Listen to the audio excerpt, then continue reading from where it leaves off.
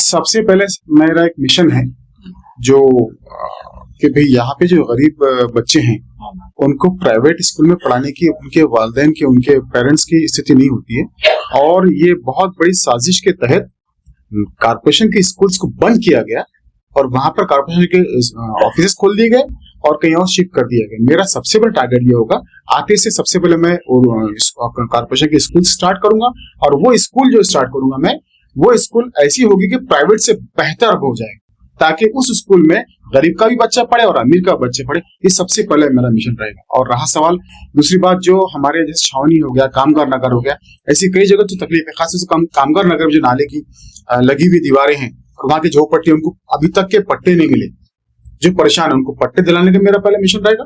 और खास तौर से अपना ताजनगर झोपड़पट्टी में, वहां की जमीन, खास तौर ये बात को आप नोट करिए, ताजनगर की झोपड़पट्टी को एक बहुत बड़े बीजेपी के नेता ने, मैंने जो सुना हूं, कॉन्फिडेंस से नहीं बोल रहा हूं, कि वो खरीद लिया है और बीजेपी वहां जाके बोल रही है हम पट्टे दे देंगे। तो ये सब साजिशों को समझ में आ गया जनता को। सबसे पहले इनका जो साजिश है इनको मैं उजागर करूंगा, और जितने भी जो परेशानी है, खासतौर से रोड का प्रॉब्लम है, नाले का प्रॉब्लम है, गटर लाइन, जहां पर श्योर लाइन, जहां बड़े छावनी में खासतौर से पुरानी बस्तियां, यहाँ पर छोटी नालियां हैं और परिवार बड़े हो गए, लेकिन अभी तक किसी कारपोरेटर ने, इवन हमारे के आमदार साहब ने, इन्होंने भी उस पर कोई अमल बजाने नहीं किया। मैं सबसे पहले इनका आते से काम करूंगा। मैं नागवी दरबार आंदोलन समिति का केंद्रीय महासचिव हूँ, और हमारे साथ साथ नागवी दरबार आंदोलन समिति के साथ साथ बच्चू कडू का प्रहार, देश उन्नति पेपर के जो मालिक है प्रकाश पोहरे जी, उनका किसान brigade, Republican party of India है उपेंद्र शेंडे की पार्टी, देश जनहित पार्टी जो बाड़ू मेश्राम जी की है वो, और ऐसे और 4 पार्टियां और विदर्भ राज्य पार्टी, ऐसा मिला के 17 लोगों का संगठन बनाया। ये संगठन बनाने के पीछे में हमारा मकसद ये था कि ये लोग अलग अलग चुनाव लड़ते हैं, और अलग अलग चुनाव लड़ने के बाद में इसका फायदा बीजेपी को मिलता है ना।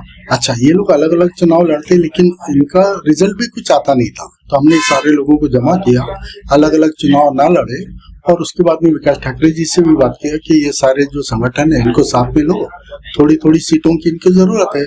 तो विकास ठाकरे साहब ने शायद किसी मजबूरी की वजह से उन्होंने उसको रिस्पांस नहीं दिया। हमने राष्ट्रवादी कांग्रेस से बात किया, उन्होंने रिस्पांस दिया, और वो भी इस नागपुर परिवर्तन मोर्चा के एक सदस्य बने। तो इस तरीके से नागपुर परिवर्तन मोर्चा वजूद में आया, और पूरे शहर में नागपुर परिवर्तन मोर्चा के सपोर्ट से समर्थन दिया उन्होंने सारे इसको। अब ये सवाल उठता है कि जो बीजेपी की बी टीम कौन है। मैं ये पूछना चाहता हूँ कांग्रेस से कि कांग्रेस को ये मालूम है कि ये जो छोटे छोटे संगठन है ये अलग चुनाव लड़ते हैं, और अलग चुनाव लड़ने की वजह से इसका फायदा बीजेपी को मिलता है। तो हमने ये चाहता कि ये कांग्रेस इनको साथ में ले, तो कांग्रेस ने इन छोटे छोटे संगठनों को साथ में नहीं लिया, जिसकी वजह से बीजेपी को फायदा मिलता है। तो अब असली बीजेपी की टीम कौन है, मैं कांग्रेसियों से पूछना चाहता हूँ। ऐसे संगठनों को इन्होंने साथ में लेना चाहिए जो बीजेपी को फायदा पहुंचाते, उन्होंने साथ में नहीं लिया, है ना। और अभी पूरे शहर में नागपुर परिवर्तन मोर्चा, हमारे मोर्चे से इधर कमलेश चौधरी भी हैं, उनको भी समर्थन है। सुनील अग्रवाल जो सदर से खड़े हैं, वो भी नागपुर परिवर्तन मोर्चा के समर्थन में खड़े हैं, और हमारे काफी उम्मीदवार जीत के आने वाले हैं।